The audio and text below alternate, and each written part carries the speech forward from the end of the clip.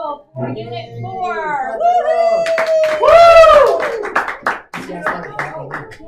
Aside from any review that we do, this will be your last micro lecture. Ow. So excited.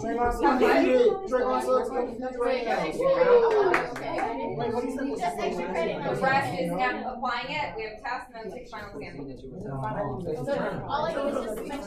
Next Friday.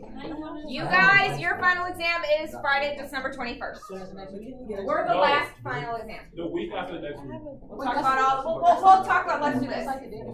Yes. Okay. Market failure number 4. We have been through the first 3 market failures. Now we are going to go into market failure number 4, which is when wealth and income is unfairly distributed throughout our economy. For example, we have people that are living on the streets, do not have a home, and are living day to day just to try and make ends meet. Yes? How is that considered unfair, though? We're going to talk about that. Remember, this is looking at market failure. So how does the free market fail? How does it not provide for people in our country? And what does the government do about it? So obviously we have those that are homeless, and then you have people like Oprah, net worth over $2.3 billion. So essentially looking at why is it that one person can make such an exorbitant amount of money, whereas someone else is not even able to have enough money to have a roof over their heads. This is obviously 15 years ago if you look at the timeline. So we have 1959 to 2003 number in poverty and the poverty rate. We can go on to some of the government sites which would allow us to see what these numbers are today when they do things like the census and polling those individuals living in the United States. That's where they get this data. So we can see that obviously year by year, the numbers are changing. What are the gray lines representing? Big years. Recession. Oh. So these chunks are recessions that we were going through to try and see is there a correlation with the recessions, the number in poverty, and the poverty rate. So this is looking at how many people are in poverty. This is looking at what the poverty rate is. We talked about the unemployment rate briefly, and that the unemployment rate is usually somewhere in the low numbers, 3%, 5% range. This is not the unemployment rate. These individuals may be working, but they are not meeting a minimum amount. So that is what's qualifying them as living in poverty. Okay, so that's the difference between looking at the poverty rate versus unemployment. So, according to this, in 2003, what percent of Americans are living in poverty? 12.5. 12.5%. Okay, so remember, that just means they're not meeting the minimum level, so they're categorized as living in poverty.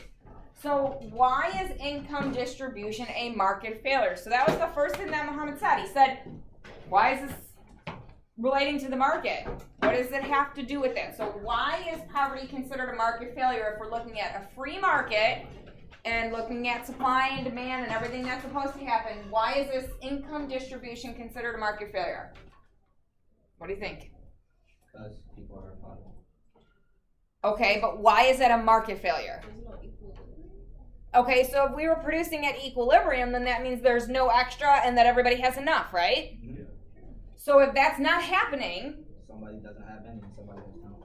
okay, which means it is failing. Okay, so our resources might not be allocated efficiently. We also have other markets that are not necessarily being at the equilibrium. So the government is going to try and step in to help out. So when we look at income inequality, in 2003, again, we could pull the current numbers. This was just from the PowerPoint that I had borrowed. In 2003, the American family made $66,863. Wow, that's a really good amount. Well, a lot of families, so obviously everybody is rich, right? If that's the average. That doesn't mean No. everyone, that's everyone added up Negative. and divided by number. Okay, that's everybody added up and divided by the number. So does that mean that everybody is making around that amount? No. No, definitely not. This is taking an average. If we looked at the median, if we looked at the mode, it would be much different than that. So what's wrong with using the average? It don't represent everybody. Very good. It's not representative of everybody. Averages actually reveal nothing about how income is distributed. Absolutely nothing. You can look at one neighborhood and try and take an average. That's still not going to mean anything about how the income is distributed. So how does the government actually measure the distribution of income? No. Well, they have a chart for that. It's called the Lorenz curve. Okay? This is the last graph that you have to know for my girl. Last one. And this one's actually pretty easy. I do, but it doesn't have a whole bunch of thises and that's, and it's a pretty simple graph. But it's connected to the one.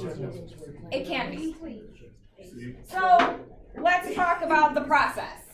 So the government divides all the income earning families into 5 different groups, right? From the poorest to the richest and everybody in between, okay? So those are the 5 groups that the government is going to divide it into. Each group represents 20% of the population, okay? So each group is 1/5 of a population. If there was perfect equality, meaning everybody was equal, 20% of the families should earn 20% of the income. That would be equal. 40% should earn 40%. 60% should earn 60%. Okay, so you have a 1-to-1 ratio.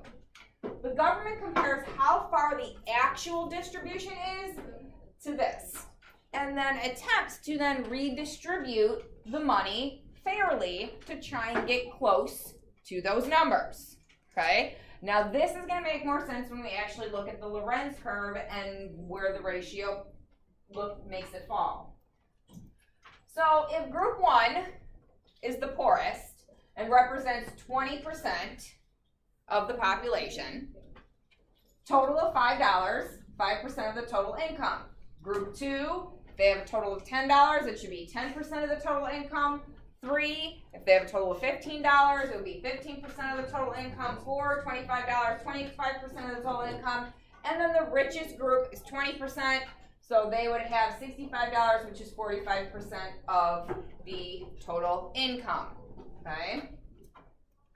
So putting it on a curve, if this actually happened in a perfect world and you had equal income distribution based on those 5 categories, this is what the curve would look like. This is the Lorenz curve. So this is saying right here, if this is the percent of income, and this is the percent of families earning that income, if it was perfect equality, we would have a nice, neat graph. Yes? Why is this one closed? Like, every other graph had what are the other 2 parts that makes the box? Because on this one, it can't go past 100. So it is all closed in. Whereas the other ones, the price could keep going up or the quantity could keep increasing. There wasn't like a cap. Okay. Whereas this one, you have a cap. You can't get beyond 100% of the income or 100% of the families. Good question. So if I look at this, if I look at a point right here, okay, 20% of the income is earned by 20% of the families. 40% of the income is earned by 40% of the families. So that's how you would read any point on that curve. Okay? Can we still see the? Okay. Don't tap it. So if we were to fill in, if 5% of income is earned by 20% of families, and we were to continue to look at inequality of income, this is where we would get a new Lorenz curve. So if I keep placing these dots, about 56% is earning about 87% of the income. This is the actual distribution. So is it following equality? No. Okay? So in this example, when you have those 5 groups, they're showing a curve for that income, meaning it is not equal in those 5 groups. Okay?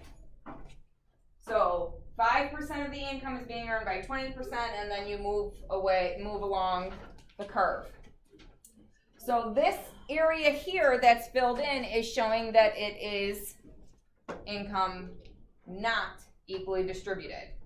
Okay? So it looks like a banana. So that's your Lorenz curve. Okay? Depending on the size of what we'll call the banana, shows you the degree of income inequality. So how big that banana is shows how far away we are from income equality. The bigger the banana, the bigger we are, the more we are away from being equal. So are they counted as close? Well, it depends. If I had another curve right here that fell here, they would be closer to income equality. They would be further away from income equality. Oh, so bigger is not big. No. However, it depends on what the government wants to do. So we obviously, we're just gonna let that go. We obviously live in one type of society, but let's say you go to a communist type of society. Their Lorenz curve, they may want to look a little differently. Maybe they don't want equal distribution of income, okay? So if the government redistributes income to attempt to shrink the banana will get smaller. So when they redistribute the income, they are trying to get closer towards income equality.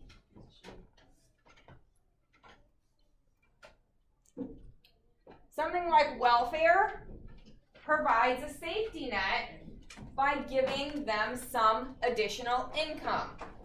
Retirement, unemployment, workers' comp, healthcare, these are all ways that the government attempts to give more of that income to individuals in need. But the problem is there's some possible downsides to this. It says, I had a job offer and my paycheck is $200. I had another kid and my welfare check is $400. So showing that sometimes it's distributed and it might not necessarily be a good thing. Okay, so this could be a possible downside. Someone who's working hard It's getting paid less. is getting paid less than someone who isn't doing anything. Does that Yes. go back to like what did they call them? Like it was something like the Queens or something like that. Or like, was that in here? It was like they basically took off the economy. That I wasn't don't think here. so. That was No, in I think it was in government. Yeah. Taxes, Where does the government get the money for welfare? Taxes. Who pays the taxes? The people. So if I'm working and taxes are getting taken out of my check, I'm paying for these programs. Yep. You have to know the difference between some taxes. Okay? So taxes, we already talked about, are that mandatory payment. Okay, so I have to make this payment, even if I'm not reaping the benefits of it, I still have to make the payment. This covers the cost of whatever the government feels the community and the United States in this case needs. So why do they tax? Well, there's 2 purposes. Because they have to finance their operations somehow. Easiest way to do that is through taxes. So those public goods that are non-discriminatory, non-exclusionary, and everyone benefits from.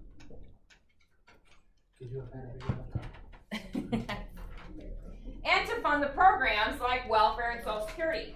Now this, for example, Social Security, there are some jobs you don't ever get Social Security. For example, teachers, we don't get Social Security. So even though I had a job before teaching, when I was going through high school and when I was going through college, and I put in my credits to get Social Security, I still can't get it because I get teacher retirement. So they do not allow us to get Social Security. Social Security is the benefits that you get when you retire. But why don't they let teachers get that also? They changed it. We used to. But why can't you get what you put in earlier? Because the government's in debt. That's not your problem. your fault. I agree. Preaching to the choir. I mean, technically. It's based on a percentage of your salary the last few years before you retire, as long as you have been in that district for a certain amount of time. Why are they in debt?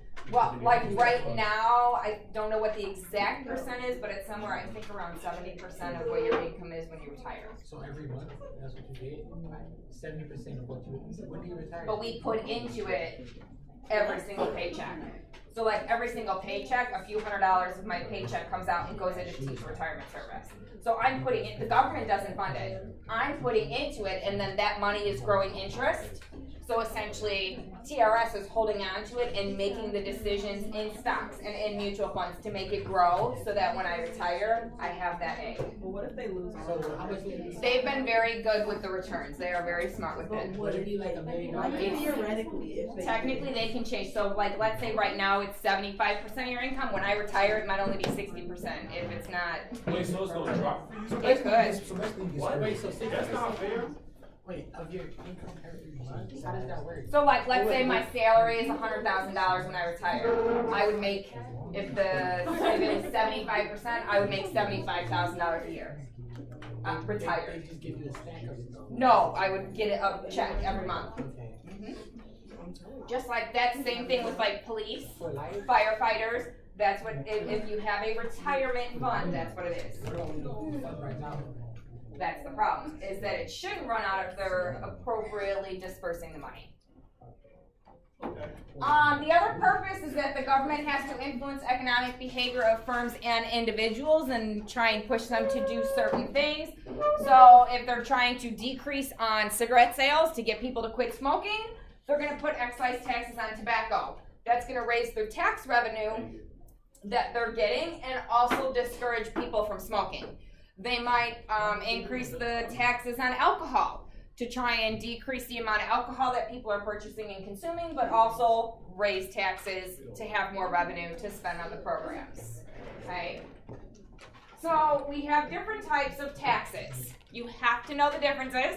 If we get to the assignment today, this will be part of the assignment that you're gonna have for today and tomorrow. First one is progressive tax. A progressive tax is when you have some sort of tax that taxes a larger percent of incomes from those higher groups. So from the people that make more money, they pay more taxes, and the reasoning and the rationale behind that is because they're making more, they have more that they can give to those programs or those things that the government needs. So they're taking more from people that are making more. Whereas there are people who aren't making as much, you just need to make ends meet, we're just gonna take a little bit from you. And there's pros and cons to that. That's what a progressive tax is. Is that how it is? Yes. So for our taxes, for income taxes, you're in a tax bracket. The higher you are in that tax bracket, the higher percent is that you owe in taxes. So that is the United States. This is our current income tax system. Progressive tax? Progressive tax. So the more you make, the more you give to taxes. And it's not a huge it doesn't go from like 2% to 50%. It's, a smaller range. Number 2, a proportional tax. What does it mean if something is proportional? It's equal. Okay, good. I'll wait. So a proportional tax is a flat rate. It is a certain proportion that you're going to be taxed. So it takes the same percent from each person. So if you were to go to the store in Cook County and purchase something, you have a flat tax that you're going to pay the store. In this case, this is talking about income tax. So if I were to take 20% of your income for everybody in the United States, doesn't matter how much money you make, everybody gets the same rate, same tax. That is not what we have in the United States. So what is like when you file your income tax? Like when people get the money back, like what's that? Okay, so when you file your income taxes, it's saying this is the year, so in 2017, well, we'll do 18 because we're 18. So in January, we'll start doing our taxes. So in 2000, Attention teachers, the small senior meeting has just let out. Please give the students 4 minutes to get to class. The small senior meeting has just let out. Please give the students 4 minutes to get to class. Maybe a large one. so in 2018, it's gonna say that you made this much money, okay? So let's use easy numbers. Let's say you made $100,000 in 2018. The government, let's say we were following proportional taxes and you had to pay 20% of your tax. The government says if you made $100,000, 20% of that should have gone to the government in some way, shape, or form. That's a lot. Buying a car, whatever tax you pay, whatever taxes you pay on your income. So let's say I claim 0 on my W-2s, okay? That means they take the most out. Why would you claim 0? We do. Why? You have kids. Yes, we could claim a lot more, but I don't want to have to pay taxes. I'd rather get just a little bit back and have a little bonus. So let's say it's 20% of that $100,000. The government is telling me at some point throughout the year I should have paid $20,000 to them. When I file my taxes and on my paycheck it says how much money I have paid out in taxes, if it says that I only paid out $15,000, I owe them $5,000. So people that claim as many dependents and as many numbers as they can, let's say they're claiming 7, so they're only getting $100 out of a check when they should be taking $200 out of their check. When tax time comes, they're going to owe the government money unless they have a whole bunch of deductions to cut down that $100,000 to make it look like they only made $50,000. That's where the deductions come from. So I bought a car, so I paid extra taxes. I spent $1,000 in my classroom, so I'm going to claim that as a deduction, so I can deduct $1,000 from my total income. So that's how they get that number. So let's say I overpaid. So let's say I made that $100,000. I was only responsible for giving them 20%, so $20,000, but I actually paid them $24,000. They're going to cut me a check for $4,000. So that's when you get money back. So that's why people get excited during like. If they overpaid and they had a lot of deductions, so they're going to get that money back. Now, thinking economically, 0 profit, you want to come out at 0. Because then that means you've gotten your correct amount of money all year and you paid the correct amount of money all year. So you could have stashed some extra money away in taxes. So technically, if someone overpays, the next year, you should put some of that money aside into like an investment or something and make some money off of it. And the last one is a regressive tax. A regressive tax takes a larger percentage from low-income groups. That don't make sense. So why would they do that? Because they're capital. No, but that wouldn't make sense because they wouldn't have enough money with the low-income groups.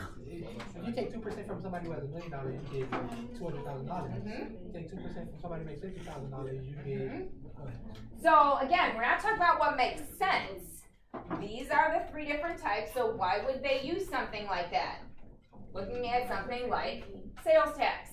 Looking at things, how many of you have ever driven, I was looking at this the other day, we were driving out to Munster for a swim meet, so I took Route 30, almost all the way there, okay? So I started in Frankfort, Will County, and I drove all the way down 30 until I was all the way in Indiana, and then I went to Munster. Why don't you Okay. just take the 294? Because it was on a Friday and I would have been sitting in traffic for an hour.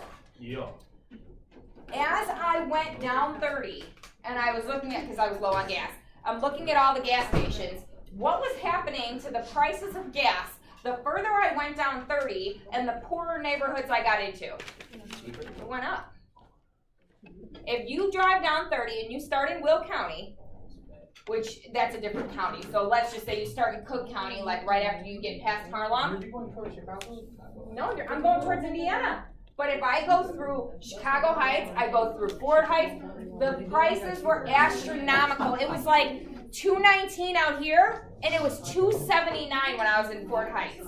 You talking gas? Yes. Oh, yeah. People in Frankfurt could afford $2.79 more than people in Ford Heights can afford $2.79 if you know anything about the income distribution in those 2 cities.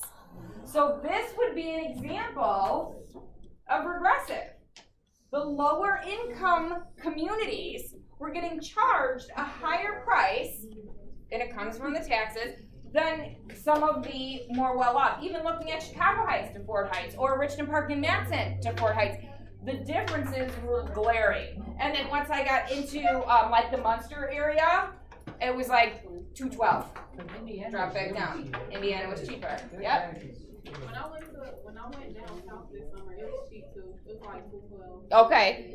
And so it depends on the area. So that's just one example. Any consumption tax, anything that anybody is consuming could follow a regression tax. Have you seen any dollar gas? When I first learned to drive, I saw it was like under $1, 97 cents a gallon. Yeah. So let's look at what kind of taxes some of these are, okay? So you had, looking back at what they were, progressive, the more you make, the higher the tax. Proportional, set amount.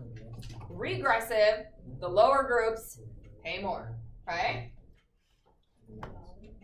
Toll road, $1 per day. That's the same, that's the, Proportional, where you have a set amount. Okay, state income tax, where richer citizens pay a higher percentage. Progressive. Okay, so we're at that higher, so it's progressive. 45 cents tax on cigarettes.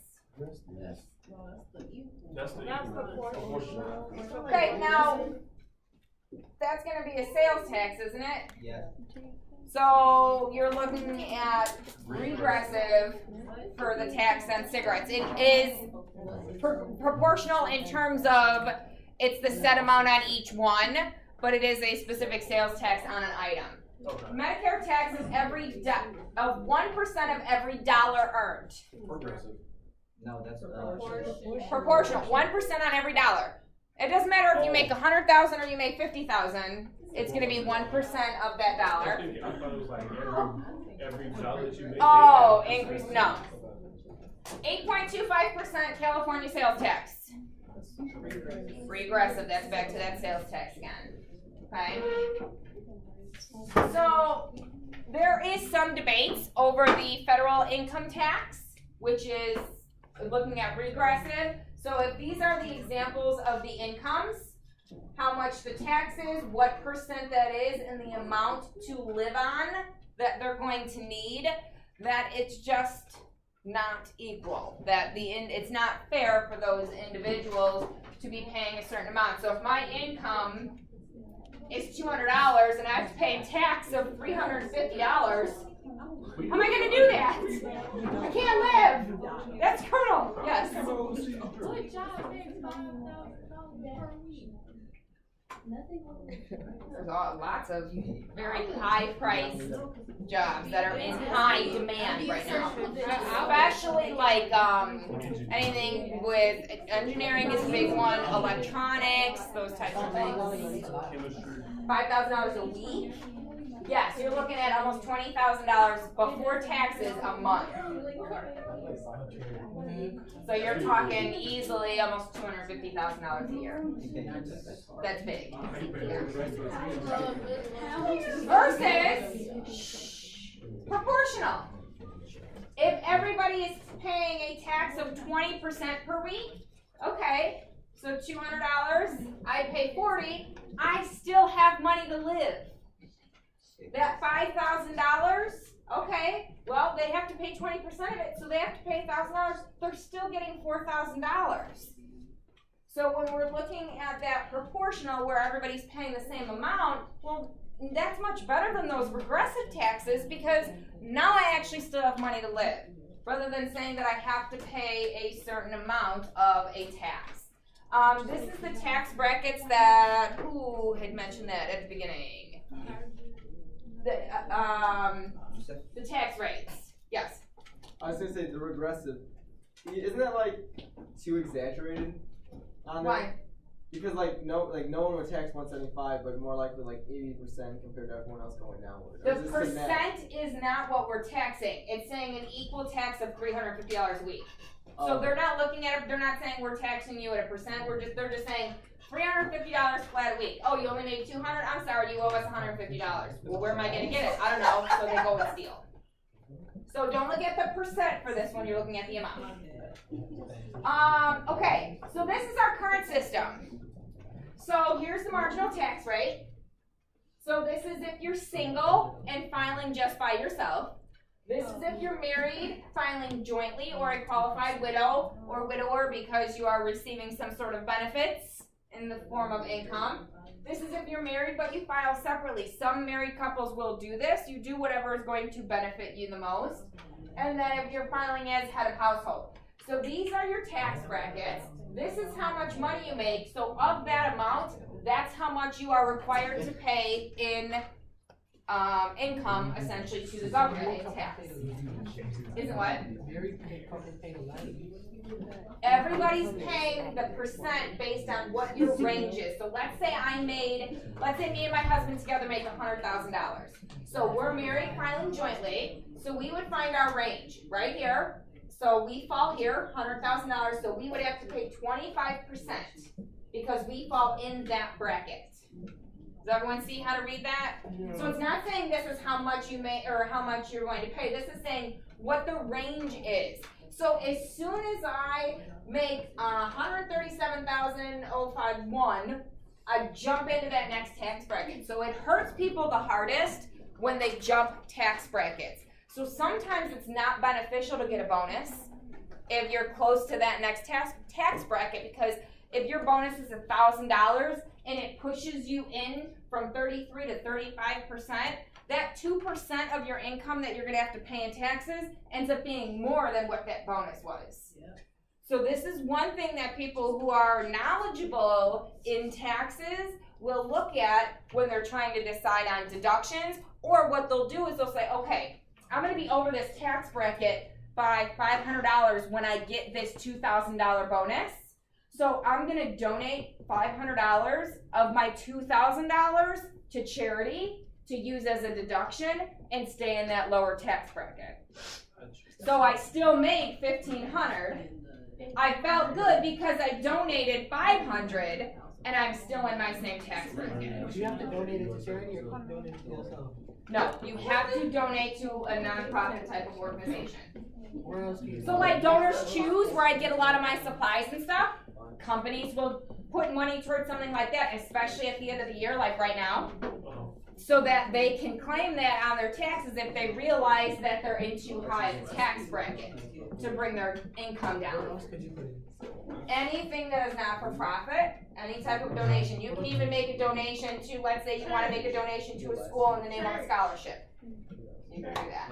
For your kid. Man. Not your, like it would have to be to the school, and there would have to be a process. Man. The progressive tax system is the most effective way to fight this type of market failure. It's kind of seen as the fairest. Okay. Have you donated that before? I donate. We donate every year. How much? A lot? It depends. Depends on what we're doing, what we have extra. We don't do it to bring our income down. We just do it to do it. What's the most you've donated? I don't know. Like we put bags of stuff to Goodwill every year. Like I just brought in 2 bags of stuff to Mr. Like random things like that. Yeah. Students that are doing different projects. I like that. All right, so I have great news. Ready for it? No, because it's probably not gonna be. Oh. It's the end. Technically, we're going to do some more practice, and we still have to test on this unit, but in terms of me standing up here, I am officially done with all of the lectures, so good job. We love you. Stop that. We're going to do some